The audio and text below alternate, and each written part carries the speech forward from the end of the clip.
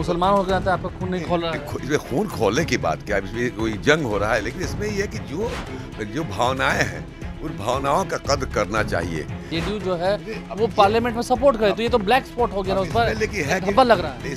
आप दो आज के अमेंडमेंट अगर पास होता है तो अभी से पहले जितने भी रजिस्ट्रेशन हुए उसमें अब छेड़खानी नहीं होगा।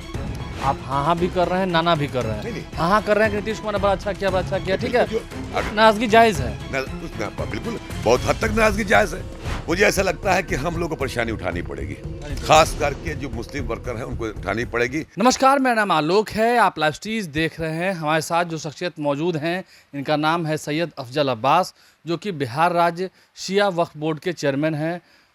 वक्फ संशोधन बिल, आप शिया वक्फ बोर्ड के चेयरमैन हैं, हम वक्फ बोर्ड पर ही बात करने आए हैं। वक्फ संशोधन बिल जो पेश किया गया है सदन में, देश की संसद में, अब राज्यसभा में पेश होगा, कितना बदलाव हुआ है, कितना खुश हैं, कितना संतुष्ट हैं आप लोग? क्योंकि ये कहा जा रहा है कि मुस्लिम वर्ग के लोग हैं, काफ़ी नाराज़गी है उनमें। जाहिर सी बात है कि जहाँ 25 से 30 करोड़ मुसलमान एक बार चिल्ला कर बोल रहा था कि वक्फ अमेंडमेंट बिल जो गलत है और उसकी उम्मीदों के खिलाफ अगर जाएगा तो जाहिर से नाराज़गी होगी। हम चूँकि एक शिया वक्फ बोर्ड के चेयरमैन होने के साथ साथ मैं एक पार्टी का अदना सा कार्यकर्ता भी हूँ और साथ साथ मैं मुसलमान भी हूँ, तो तीनों समस्या मेरे साथ हैं। नहीं तो ये बात वही बात तो मैं बता रहा हूँ, मैं उसी पे आ रहा हूँ। अब रही बात ये कि हम लोगों ने जो एक वक्फ बोर्ड के चेयरमैन होने के नाते जो हमसे बन पाया, हम लोगों ने अपने पार्टी के शीर्ष नेताओं तक बात को पहुंचाई।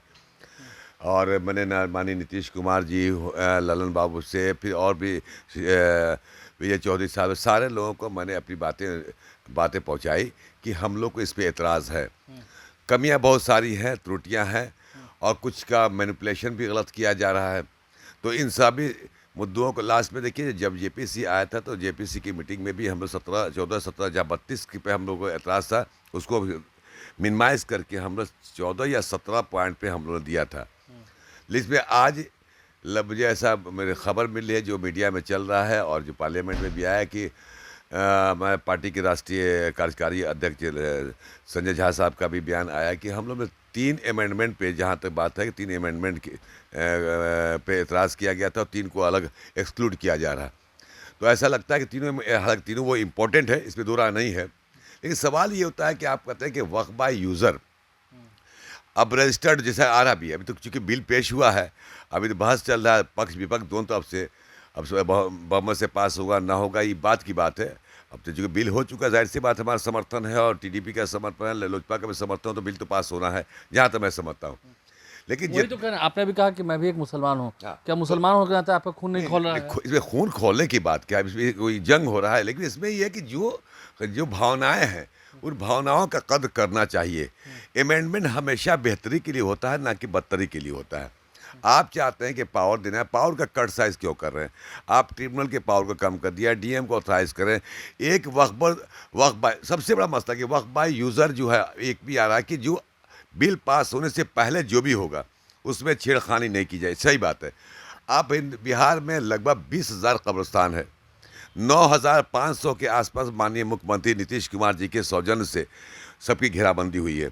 ये भी इसमें दुरा नहीं है। और ये भी मैं बड़ी ईमानदारी से कह रहा हूँ कि आज़ादी से लेकर अब तक के इतिहास में 20 साल में जितना अक़लियत के लिए नीतीश कुमार जी ने किया, कोई नहीं कर सकता। मैं ये नहीं कि उस पार्टी का हूँ इसलिए बोला हूँ, सारे बिहार के मुसलमान कहते हैं बहुत डेवलपमेंट काम हुआ, काम तो हुआ, इसलिए इनकार अब कोई नहीं कर सकता।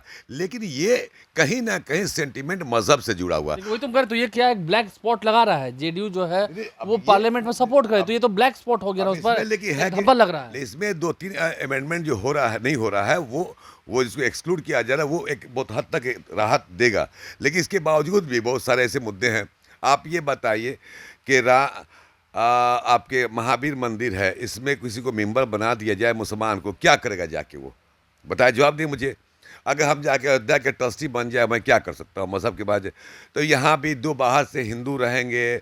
और महिलाओं की बात, कोई बात नहीं, महिला होनी चाहिए, महिला में कोई दिक्कत नहीं थी। महिला में कोई दिक्कत नहीं, महिला मेरे यहाँ भी थी, मेरे यहाँ भी वक्फ बोर्ड की मेंबर महिला थी, पहले वकील कोटा से थी। और हम लोग डेमोक्रेटिक तरीके से चुनाव होता है, ऐसा नहीं कि थोपा जाता है, इसका पहलू होता है। अब वक्फ बोर्ड के गठन के बारे में जानेंगे तो पूरा एकदम लोकतांत्रिक तरीके से इसका चुनाव होता है।